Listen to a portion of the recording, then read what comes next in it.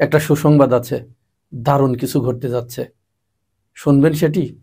অবশ্যই বলবো। তার আগে চলুন আরেকটি বিষয়ে ছোট্ট করে একটু শুনে আসি।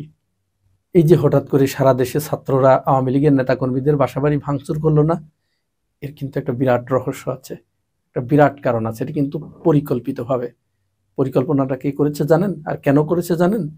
অন্তর্বর্তীকালীন সরকার যাত্রা শুরু করার পর থেকে এখানে ছদ্মবেশে আওয়ামী লীগের কিছু দোসর ঢুকে পড়েছিল, যারা সরকারের ভিতরে থেকে নানাভাবে সরকারকে ব্যর্থ করার চেষ্টা চালিয়ে যাচ্ছিল। এর ভিতরে সেনাবাহিনীর কিছু ছিল, উপদেষ্টাদের ভিতরে কিছু ছিল। তো ইউনূস তো এদের সাথে পেরে দিচ্ছিল না। তখন এই পিনাকি ভট্টাচার্য আর ইলিয়াস হোসাইন এই দুটো একটা চাল চাললো। এমন একটা চাল চাললো রে ভাই, যে টিক্স খেলার কারণে এখন সব গণেশ উল্টে গেছে। কিভাবে গণেশ উল্টে গেল একটা ছোট্ট গল্পের মাধ্যমে সেটি আসেন বোঝার চেষ্টা করি। রাজার বাড়ির কাঁঠাল বাগান থেকে প্রতিদিন কাঁঠাল চুরি হয়ে যেত, কেউ এই চোর ধরতে পারতো না। রাজা যখন গোপাল ভাঁড়কে বলল যে কাঁঠাল চোর ধরতে হবে, গোপাল ভাঁড় তখন রাজাকে বলল এটি তো খুবই সহজ। তখন রাজ্যের সমস্ত লোকগুলোকে এক জায়গায় জড়ো করা হলো, আর গোপাল ভাঁড় সেখানে গিয়ে বলল গতকাল রাত্রে যে কাঁঠাল চুরি করেছে তার মাথায় এখনো কাঁঠালের আঠা লেগে আছে। সাথে সাথেই প্রকৃত চোর যে, সে মাথায় হাত দিয়ে কাঁঠালের আঠা পরীক্ষা করতে গেছে, সাথে সাথে গোপাল ভাঁড় তাকে গপ করে ধরে ফেলেছে। এই হচ্ছে প্রকৃত চোর। তো এরকম উপদেষ্টাদের ভিতরে এবং সরকারের ভিতরে কারা এখনো শেখ হাসিনার প্রেমে গদগদ, এইটা ধরা যাচ্ছিল না, ঘাপটি মেরেছিল। তখন ইলিয়াস আর পিনাকি ভট্টাচার্য এই টিক্সটা খেলে দিলেন যে তাহলে ৩২ নম্বর বাড়িটা একটু ভাঙচুর করা হোক, দেখি কারা হুক্কা হুয়া করে ওঠে, কারা মাথায় হাত দেয়। এখন এদের অবস্থা তো এমন, যারা না পারছে বলতে, না পারছে সইতে।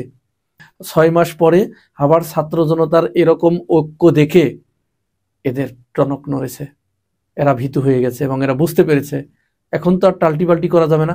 টাল্টিপাল্টি করলে তো ধরা পড়ে যাবার সম্ভাবনা আছে। আর একটা পলিটিক্স হচ্ছে, ছাত্ররা যখন ঢাকার বাইরেও বিভিন্ন জায়গায় আওয়ামী নেতাকর্মীদের বাড়িতে হামলা করা শুরু করলো, তখন তো আওয়ামী লীগের নেতাকর্মীগুলো ওইটা প্রতিরোধ করার জন্য ইঁদুরের গর্ত থেকে বের হয়ে আসলো। যেই না ইঁদুরের গর্ত থেকে বের হয়ে আসলো, অমনি professor doctor Yunus operation devil hunt ঘোষণা করে দিল। মজার ব্যাপার কি জানেন?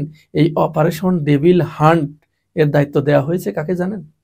শেখ হাসিনা তাকে চাকরিচ্যুতি করেছিল। সুতরাং বুঝতেই পারছেন তিনি কি করবেন। তাহলে আমরা মোটা দাগে এই কথাটি বলতে পারি যে ধানমন্ডির ৩২ নাম্বার বাড়ি সহ সারা দেশে যে আওয়ামী নেতাকর্মীদের বাড়ি ভাঙচুর করা হয়েছে, এটি মূলত আওয়ামী নেতাকর্মীদেরকে ধরার জন্য, গ্রেপ্তার করার জন্য, এবং তারা যে ইঁদুরের গর্তে লুকিয়েছিল সেই গর্ত থেকে যেন তারা মাথা বের করে, আর যখনই মাথা বের করবে গপ করে পেরে ধরবে, এই জন্য তাদের একটা টোপ দেয়া হয়েছিল। সেই টোপ তারা গিলেছে এবং টোপ গিলার সাথে সাথে সরকার অপারেশন ডেভিল হান্ট ঘোষণা করে দিয়েছে। এবং যাকে দায়িত্ব দেয়া হয়েছে তিনি আবার শেখ হাসিনা কর্তৃক চাকরিচ্যুত, এবং তিনি নিজেই বৈষম্য বিরোধী ছাত্র আন্দোলনে নেমেছিলেন। সুতরাং আমরা একথা নিশ্চিত করে বলতে পারি যে আশা এবং আকাঙ্ক্ষা নিয়ে জুলাই গণ অভ্যুত্থান সংগঠিত হয়েছিল, সেই আশা এবং আকাঙ্ক্ষা পূরণ হতে যাচ্ছে বলে আমাদের বিশ্বাস।